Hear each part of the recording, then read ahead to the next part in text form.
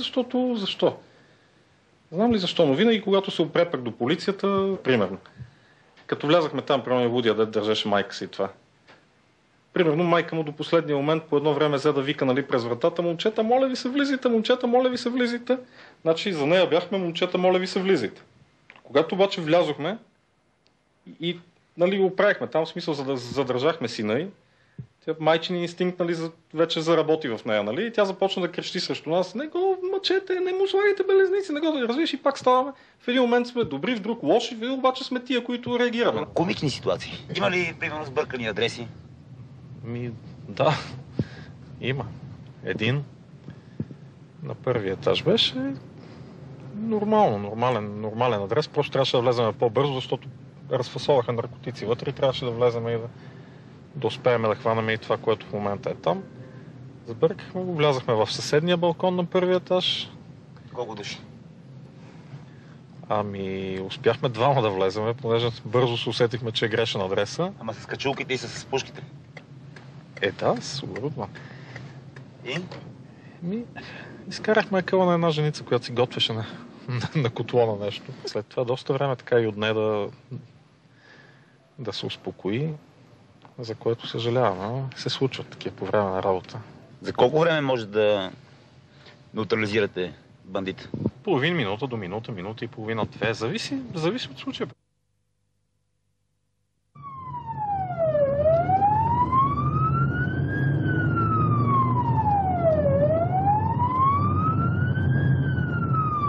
Единица. Слушам. Значи 4 души са. По всяка вероятност имат оръжие на закон. Оперативните трябва сега да ви кажат къде са точно. Да, информация, да се занимават с изнудване. Изнудване и наркотици. Последно е такова.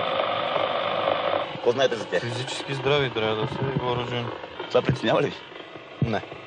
Нямаме притеснение от здрави въоръжени.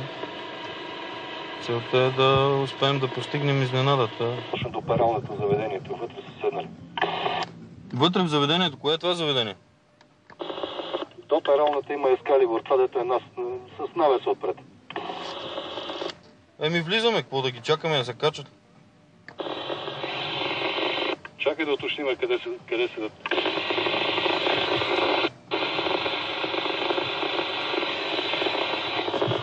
Разбрано. Вие тръгвате, аз спирам зад вас, изнасяте се, влизате вие и аз влизам след вас. Разбрано. Входа вижда ли се от тук? Вижда се, ама чакай, че нещо и дете има вътре. Тях ли е това дете? Чакай, уточняват още. Значи в заведението, в дъното, в ляво са, нямало други хора, обаче имало и някакво дете вътре. Добре, тръгваме, влизаме в входа и ги оправяме. Влизат те от вратата отстрани и ти влизаш последен. Някой няма ли да покрива това дете, да го предпази, ако стане нещо? На мен това ми е работа. Да гледам тях, ако има някаква Имаме промяна човек в отвън. обстановката. Имаме човек отвън, който също трябва да се хване. Разбрано. Да се изнесе една двойка нататък.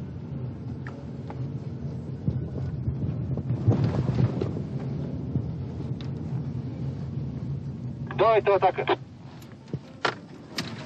Трябва да скрия микрофон.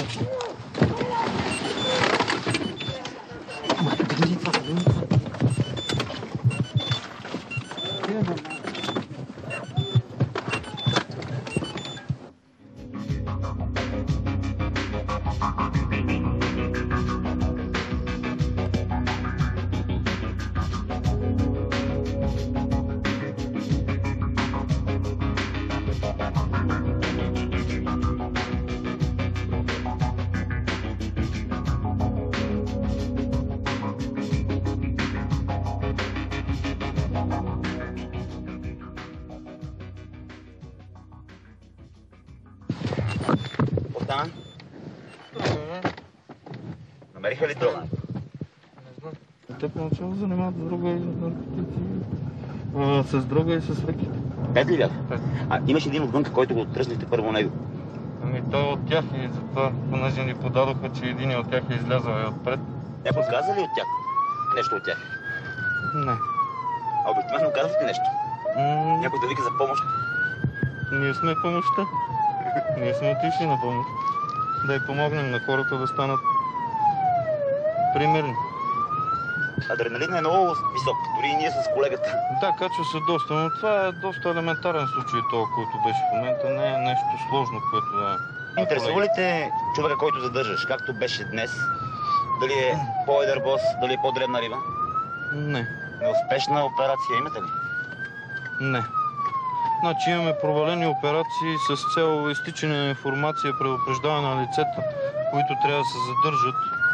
И ние отиваме просто и лицата ги няма, иначе не е наша провалена. Имаш ли съпруга? Имам, да. Какво? И две деца. Две деца. Да. На колко години? Едното е на 6, другото е на 3 месеца. Мислиш ли за тия деца, когато влизаш така вътре?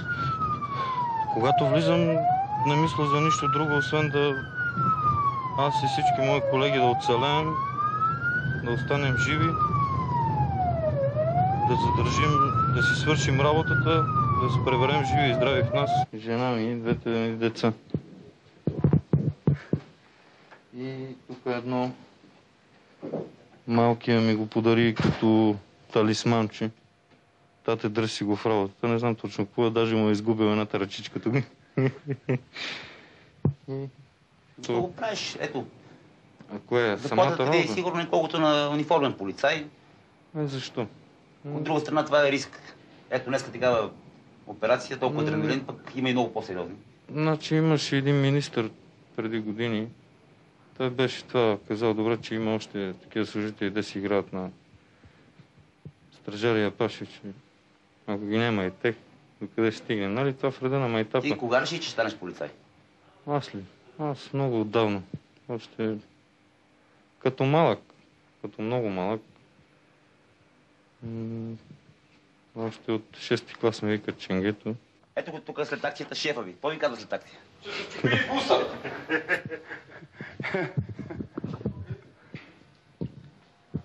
И сега къде вкъщи? И вкъщи.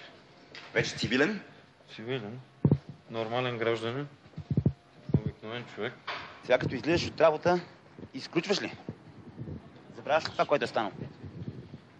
Това се изгражда с течение на работата. Просто вече ме интересува да се прибера, да обърна внимание на семейството си, на децата, на жената, с която мога да помогна вкъщи. Вечер така ми е много... Хванахме, нали, тънкостта на малката. Вечер е храна аз с шишето и, нали, с мляко. И много добре ми се случи от моите ръце. И се стремя, като се прибера, първо това да се погушкам, да я нахрана. И след това да... Нормално вечер в едно семейство.